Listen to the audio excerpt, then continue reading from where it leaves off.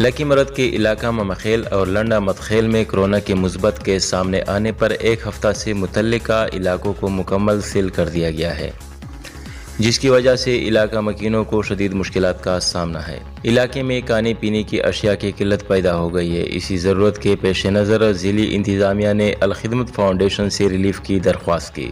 Al-Khidmat foundation نے متاثرہ علاقوں میں راشن اور دیگر سامان پہنچایا۔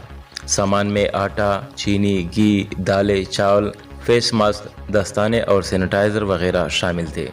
تقسیم کا عمل حکومت کی طرف سے قائم کمیٹی کی مدد سے کیا گیا۔ ایڈیشنل ڈپٹی کمشنر نور الامین، جماعت اسلامی کے ضلعی امیر عزیز اللہ خان اور الخدمت فاؤنڈیشن کی ضلعی صدر رفیع اللہ نے تقسیم کے عمل کی نگرانی کی۔ اس موقع پر ایڈیشنل ڈپٹی کمشنر نور الامین نے میڈیا سے گفتگو کے دوران کہا کہ کورونا عالمی وبا ہے اور پوری دنیا اس کی لپیٹ میں آ چکی ہے۔